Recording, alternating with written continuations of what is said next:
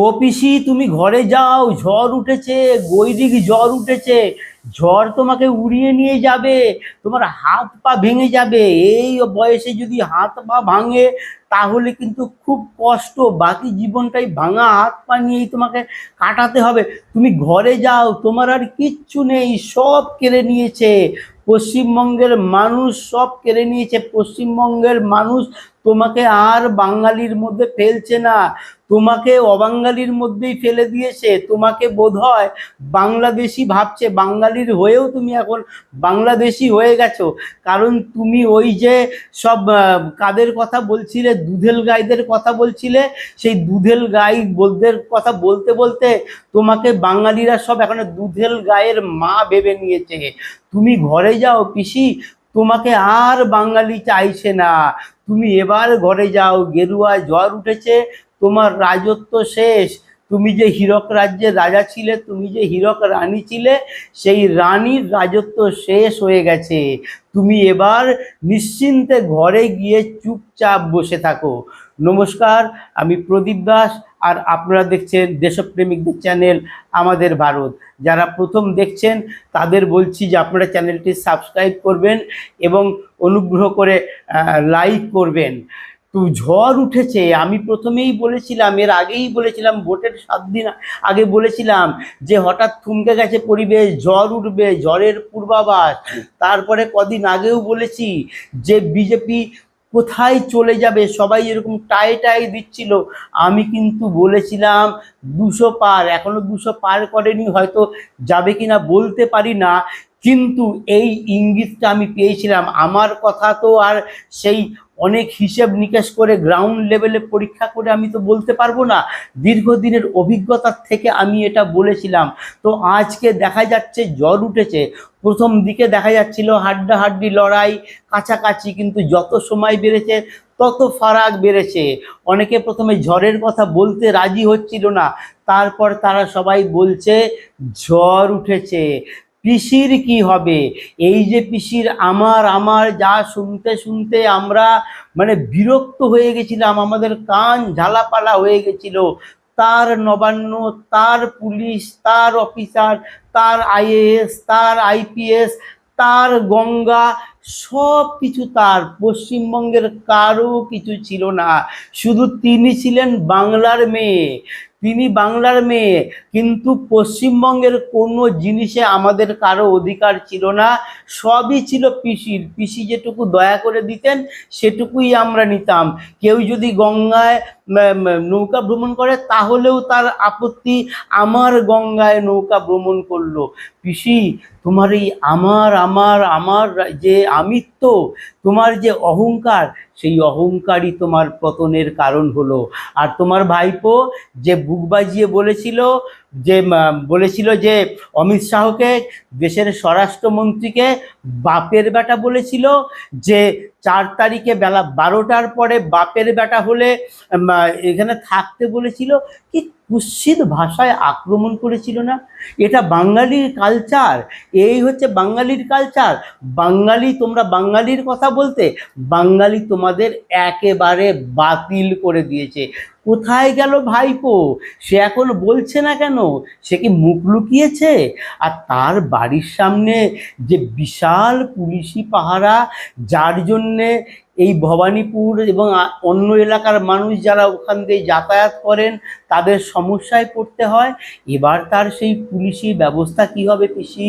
তিনি কত বড় মাপের নেতা, তিনি তো মামাটি মানুষের নেতা, তাহলে তার বাড়ির সামনে অত পুলিশ থাকবে কেন? তিনি যখন মিটিং মিছিলে যাবেন তখন কেন হাজার হাজার পুলিশ তার সেই জনসভাকে ঘিরে রাখবে? সেসব কোথায় যাবে পিসি? সেই যে ঠাটবাট, ভাইপোর যে ঠাটবাট, সেই ঠাটবাট তো হঠাৎ শেষ হয়ে গেল পিসি। কি হবে পিসি? আমি ভাবছি তোমার কি হবে? তুমি এতদিন এই বাংলাকে চালিয়েছ, তুমি বিশ্ব বাংলার প্রধানমন্ত্রী ছিলে, সেই বিশ্ব বাংলা তো তোমার হাতছাড়া হয়ে গেল। আর বিশ্ব বাংলাটারই বা কি হবে? সেই যে বুদবুদ, সেই যে ফানুস, সেই ফানুস কি বিজেপি এবার ফাটিয়ে দেবে? বিশ্ব বাংলাটাকে কি এবার উড়িয়ে দেবে? শুধু বাংলায় কি ফিরিয়ে আনবে? আমার তো মনে হয় শুধু বাংলাতেই ফেরা উচিত। আমরা এই বাংলা, এই পশ্চিমবঙ্গ ভারতবর্ষের একটা অঙ্গরাজ্য, সেটাকে বিশ্ববঙ্গ করে ভারতবর্ষ থেকে বাইরে করে দিয়ে সেখানকার প্রধানমন্ত্রী হওয়ার বাসনা তোমার তো আজকে শেষ হয়ে গেল। তুমি যে বাঙালিদের কথা বলতে, বাঙালির অপমান, বাংলা প্রতিশোধ নেবে, বাংলা তো প্রতিশোধ নিল। সেই প্রতিশোধ তো তোমার বিরুদ্ধে নিল। তুমি বাংলা বলতে বাংলা প্রতিশোধ নেবে বাঙালিদের অপমান করার জন্য। তাহলে বাঙালিরা তো তোমার কথা অনুযায়ী প্রতিশোধ নিল, তো বাঙালিদের অপমান করার জন্য তাহলে তুমি কি বাঙালিদের অপমান করেছিল? বাংলার মানুষ তাহলে ভেবে নিয়েছে তুমিই বাংলাকে শেষ করেছো, তুমিই বাংলাটাকে বিভাজিত করেছো, তুমি এক বিশেষ সম্প্রদায়কে তোল্লাই দিয়েছো, তাদের দুধেল গাই বানিয়েছো। আর দুধেল গাই, এই যে তকমা তুমি দিয়েছিলে, এত নোংরা কথা বলেছিলে, এত অপমানজনক কথা বলেছিলে, ওই দুধেল গাইরা কিন্তু তা মেনে নিতে পারেনি। আমি কিন্তু এর আগের ভিডিওতে আপনাদের বলেছিলাম দর্শকরা, যে এই যে মুসলিম সমাজকে দুধেল গাই বলেছিলেন না, সেই দুধেল গায়ের তকমা কিন্তু এবার সেই মুসলিম সমাজ কিন্তু মুক্ত হয়েছে, সেই দুধেল গায়ের তকমা থেকে মুক্ত হয়েছে। তারা উপযুক্ত জবাব দিয়েছে। আমি তখনই বলেছিলাম যে তারা বুঝে গেছে এবার এই পিসিমণি ক্ষমতায় আসবে না, ফলে তাদের ভোট সরে যাবে। কাকে দেবে? কংগ্রেস সর্বভারতীয় দল, সিপিএমও সেক্ষেত্রে তাদের কথা বলতে পারবে, তো সিপিএম এবং কংগ্রেসের মধ্যে ভাগ হবে এবং বেশিরভাগ ক্ষেত্রে কংগ্রেসের দিকে যাবে। আর যে আইএসএফ এবং হুমায়ুন কবিরের দল, সেখানেও তাদের ভোটটা যাবে। এবার যেটা দেখা যাচ্ছে সেই জিনিসটা কিন্তু হয়েছে। যেখানে তৃণমূলকে হারানো সম্ভব নয়, সেখানে কিন্তু মুসলমানরা তৃণমূলকেই ভোট দিয়েছে। কিন্তু যেখানে দেখেছে যে তৃণমূলকে হারানো সম্ভব, সেখানে কিন্তু তাদের ভোট ভাগ হয়েছে, যেটা আমি এর অনেক আগেই বলেছিলাম।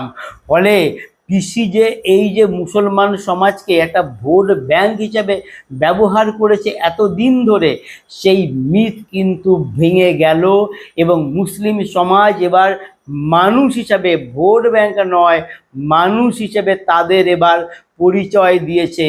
এবং তারা বুঝেছে তাদের যে বিজেপির জুজু দেখানো হতো, বিজেপি এলেই তাদের মেরে ফেলবে, কেটে ফেলবে, সেই ভয়টা সত্যি অমূলক ছিল। এই ভয় দেখিয়ে এই মুসলিম সমাজের ভোট তৃণমূল তাদের পকেটে ভরেছে। কিন্তু বর্তমান সোশ্যাল মিডিয়ার যুগে এই মুসলিম সমাজ দেখেছে বিজেপি শাসিত রাজ্যগুলোর অবস্থা কেমন। আর এবার মহিলারা কিন্তু ঢেলে ভোট দিয়েছে। ফলে পিসি, তুমি মা বোনেদের যে বলতে লক্ষ্মীর ভাতা দিয়েছো, আজীবন পাবে, মা বোনেরা কিন্তু তোমার লক্ষ্মীর ভাতা শেষ পর্যন্ত ত্যাগ করলো।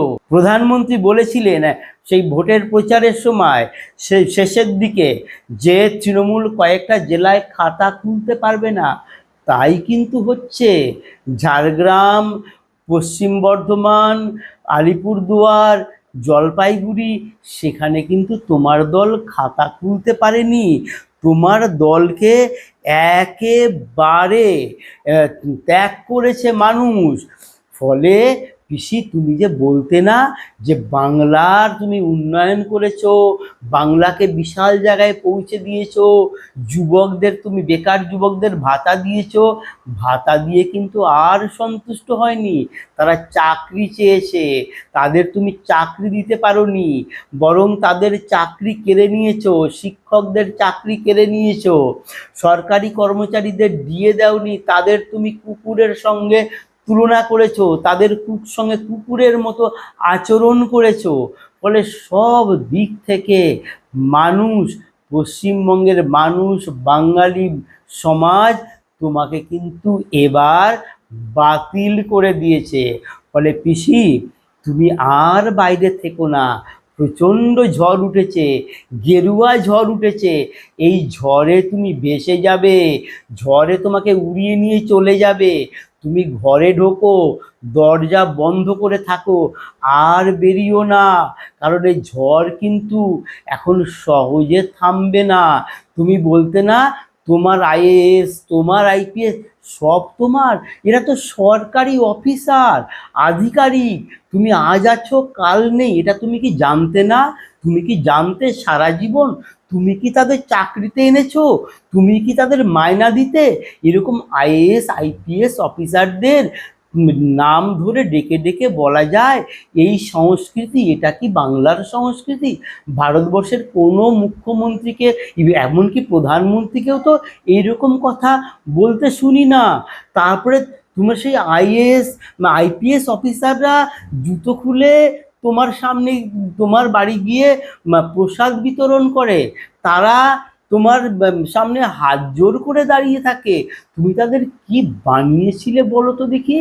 তো তুমি যেটা করেছো সেটা তো শাসন ব্যবস্থা না, তোমার একদলীয় স্বৈরতান্ত্রিক ব্যবস্থা। মানুষ এই স্বৈরতান্ত্রিক শাসন ব্যবস্থা, এই স্বৈরতান্ত্রিক শাসন ব্যবস্থা চায়নি মানুষ, তাই আজ তোমারকে সরিয়ে দিয়েছে, তোমার পতন ঘটিয়েছে। তুমি আরজি করের মতো কাণ্ড ঘটিয়েছো, মানুষ মনে করে তুমি তার প্রমাণ লোপাট করেছো। তুমি হাঁসখালির সেই নির্যাতিতা যে কিশোরী, তার তুমি বদনাম দিয়েছো।